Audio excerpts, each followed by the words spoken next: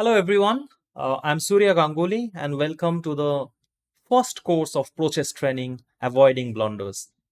I was thinking which course to start with. We wanted to start with some courses in Pro Chess Training, and I thought this is something which no one is immune from. Everybody blunders. You take any player, they do blunder. So, are we going to avoid blunders? Yes and no. So we are not going to eliminate the blunders. This will happen, but we can reduce it. We can reduce the frequency of blunders. There will be 8 different chapters, as you can see here. Um, Seeing from opponent's perspective, going broad before going deep, and so on. You will solve more than 100 positions. There will be tests at the final chapter. Let me break down these chapters from 1 to 8 before I show you some sample positions. So, first, the very first chapter, we start with seeing from opponent's perspective. What is it?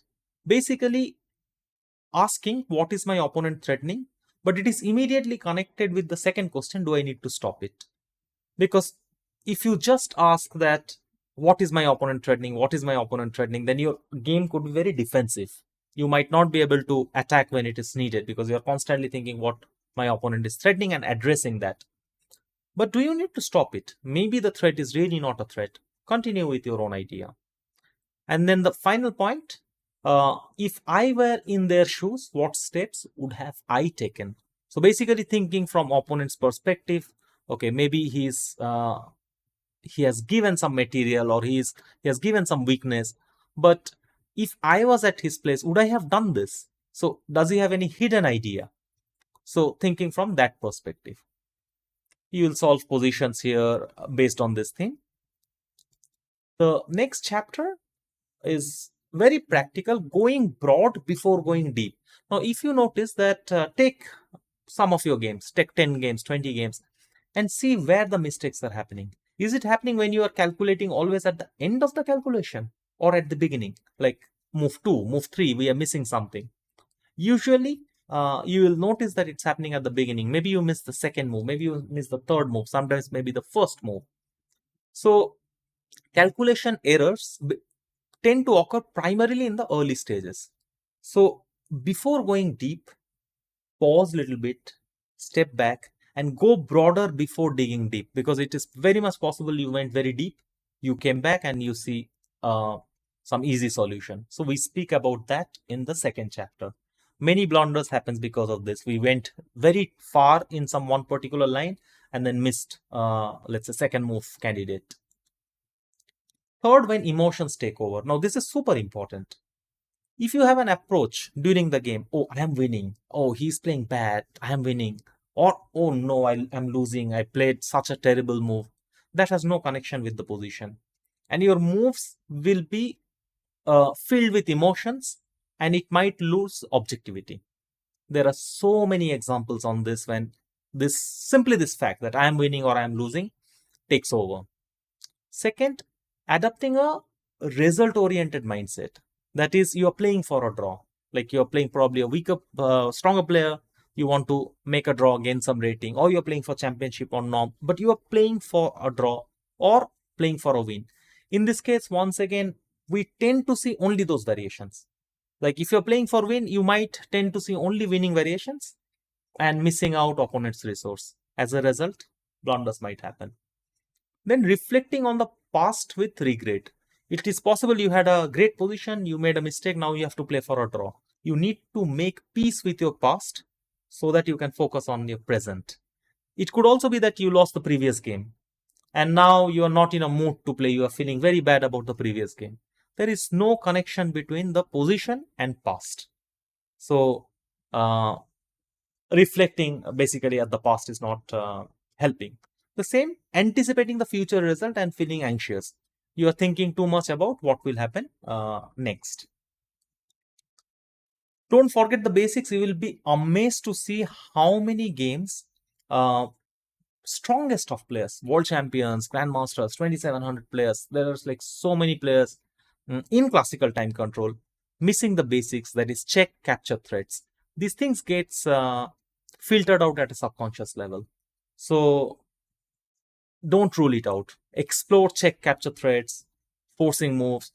It might sound very basic, but once you see the chapter, you will know exactly what I mean. Like there are so many examples. Simply not pausing for and asking, the checks, the captures, threats, forcing moves, and so on. Next, the unimaginable and the root cause of it. There are some blunders which are extremely difficult to explain. There might not be any explanation. This is one of the most important segment. Like nobody is going to save you if there is fatigue, there is lack of energy, you didn't sleep well. You need to take care of this. So fitness above everything. I will speak more on this in those chapters, but you cannot compromise on fitness and say that I was preparing too much, so I could not sleep, I could not do exercise. In a short term it might work, but in a long term it's never going to work. Time pressure, of course we need to avoid time pressure, so we'll speak about that on this chapter. And then there are blind spots, like some moves that just gets blocked. So that is also another reason of blundering. Why do we miss unusual moves? This will be the sixth chapter. Unknown patterns, patterns that we have not seen. And also some moves again gets filtered at a subconscious level. Like he's not going to play knight a1, or let's say he's not going to give his good bishop for my bad bishop. And it gets filtered out. We don't look at these moves. Being judgmental, he's not going to push his pawn and weaken his king. So we have this fine sense of understanding, which might work as some sort of hindrance where we don't consider this kind of moves. So that could also result in blunders. Psychological errors. This is a very common thing which happens in opening, middle game, end game. Memory playing the trick. You think you are playing out of memory, but maybe there is a minute difference. But we are trying. We think like, hey, I have prepared this line, and queen was always going in f6. But maybe there is a slight change, and their queen doesn't go to f6; it goes somewhere else. But we play this anyways. Even here, you will see so many strong players losing just out of the opening, or making some devastating blunder right in the opening. In fact, you will see one in the introduction file itself. Then half remembering, half calculating. You saw somewhere this pattern or this variation. So you are sort of remembering and you're also half calculating. So you're neither here nor there. As a result, blunder. And then I have seen similar things before. I have seen this pattern. I have seen this move. That also we will discuss. Finally, the last chapter will be test yourself, which will be mixed of everything. By the way, there are many positions which actually fits different categories. Like it could be emotion as well as, let's say, don't forget the basics, or it could be when like for example this one, like psychological errors could also go with emotions. But I had to pick different position for different groups, so I segregated it that way. And the final chapter will be test yourself, where everything gets sort of mixed up and you'll get a bunch of positions which you will have to solve. The goal, as you can see, no, we are not getting rid of blunders. This is inevitable. This will happen. Even if you're Magnus Carlsen or Vishy Anand, it will still happen. Their games are also included. But you can definitely reduce it for sure. And difference between training and playing.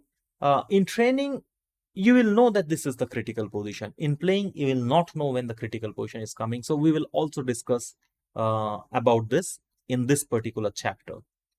So with that in mind, let's do some positions here as a trailer, let's say. So my first position is this. Black to play. Sorry, it's here it's white to play. White played the move queen f3. And now it's black to play. So think a bit and tell me how would you continue as black. So typically you will do the same in all the chapters. You'll pause the video and don't try to solve it as a training position. Every time ask yourself how I would play in a tournament game. Maybe this move you will make in 1 second. Maybe this move you will think for 10 minutes. But do exactly the way you would do in a tournament. So I cannot see you how you are performing. And honestly, I don't care much how you are performing in the training, but my idea is how you do in tournaments. So this course should help you to play better in tournaments. It is okay to fail here, but please don't fail in the please improve in the tournament games. So for that, approach every position as if you're playing a game. Black to play. Okay, assuming you pause the video and you found the right move. And if you spotted Queen A2, excellent that you spotted this. But if you got excited and said, hey, Queen A2 I found in 1 second, I have a bad news for you. White just played Queen F3. In the game, Queen A2 was played. White played Queen D1 and Black resigned. Now, I did this like psychologically. Imagine if I would ask you this position by flipping the board. It's white to play. You would spot Queen D1 almost instantly. But it happens so that if we spot Queen A2, sometimes we just get excited and we tend to miss this kind of moves. If you did not spot Queen A2 at all, that's also not ideal. It's not like not in a negative way, but definitely it means that you are not considering the basics, the forcing moves. We have a chapter on this, so we'll speak more on this. But essentially, you need to consider this. It takes less than 1 second, but you have to consider this kind of moves. So what is the best move? There are several moves. Just don't play this. You could play, you could play Rook C7. You could probably play even Bishop F6. It's slightly worse, but if White takes, then we can take. White doesn't have any concrete threat, but White is better. But we don't have to lose in one move. Moving on to the next example, and quite a shocking one actually. So this one really fits in with the psychological errors. Like I have seen this somewhere. I know this is theory, and sort of mixing up, like half remembering, half calculating, and also missing unusual moves.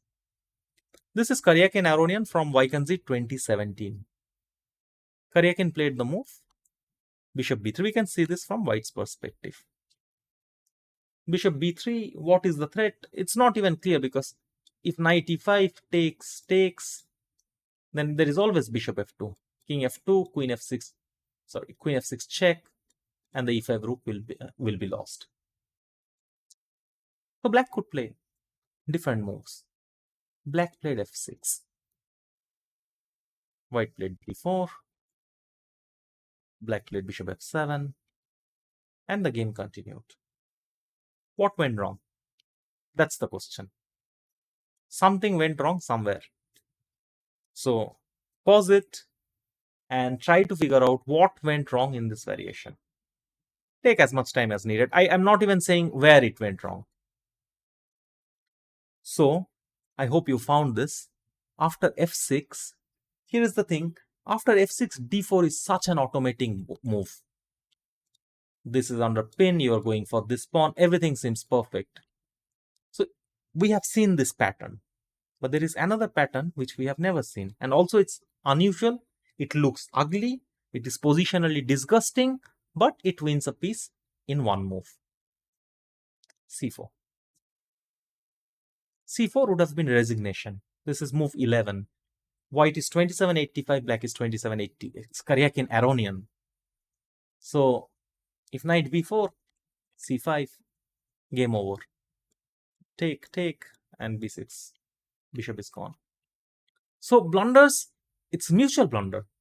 Karyakin also didn't, like when Levon played this, Karyakin also took it for granted and didn't see this. Next example. Such thing can also happen in endgame. This one is one of my most embarrassing endgame ever. And there is a very funny anecdote with this. So that's why I wanted to show this in the introduction video. First of all, about this position. The concept is, if black gets king f1 and we cannot kick the king out and subsequently gets f2, he will get into Lucena position and he's completely winning. So with that note, rook b1 is the most natural move. You stop king f1. If he plays rook e1, give a check again. King e3, you will give a check again. And if king king f1, there is king g3. Next rook f2 is coming. Simplest way to draw, like elementary. You can put the rook almost anywhere else. Like imagine I play rook b8, king f1, king g3, f2. Now, normally this should be winning, but there is king f3. The point is, after king e1, I can give check, and let's say just rook f1. And if you play king g1, trying to queen the pawn, there is rook g8 check, and again I can move the rook somewhere. So this is also a draw. Now, this particular draw works only because after king g1, there is a check, which means in the initial position, everything else will also be a draw except rook b3. So in the starting position, rook b1 will draw because it stops king f1 directly. But also all these moves, rook b4, rook b5, everything else will also end in a draw except rook b3, which is what happened in the game. I was a GM, I was 25-74, I was playing against Nisipiano, and this is move 77.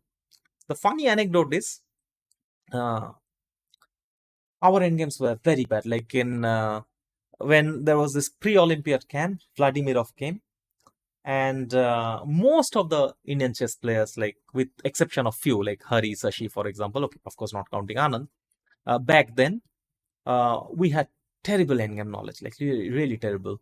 So Vladimirov was training us, like he was showing us all rook pawn endgames, different kind of endgames. And we solved so many endgames at that particular camp. Like there was this one particular camp which lasted for 1 month, and I don't even know how many endgames we solved. During the game, okay, there was some time scramble. I remembered Vladimirov saying, like I could literally visibly, I could see his image like showing in a demonstration board, back then, and saying, rook b3 is the only move. And that's all I remember. Yeah, like there's a vague memory. Rook b3 is the only move. I played rook b3. The thing is, I forgot the second part of the sentence. Rook b3 is the only move that loses. And instead of calculating, instead of, having this, hey, I have seen this position. Rook b3 is the only move. I played rook b3. Immediately. Only move, of course, that loses. Ended up losing this game. Very embarrassing, but yeah, half remembering, half calculating. Finally, of course, I'm not letting you go. I'm not finishing this this course without adding this game. This happened in 2023. I had this idea of making this course for a long time, but I didn't know I'll be a victim of this. Here in World Rapid, I ended up playing knight e5 and got mated with queen f2. Believe it or not, that's what happened in the game.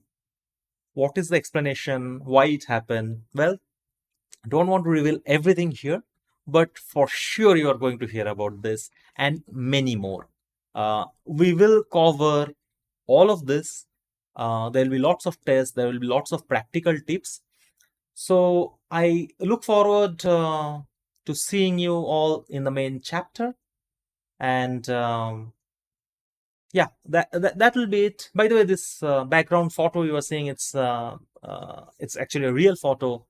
I went to Ladakh, and this is in Pangong Lake, where everything was frozen. It was like -24, and we had chessboard, and I had this idea, like let's set it, and you can see Berlin position there.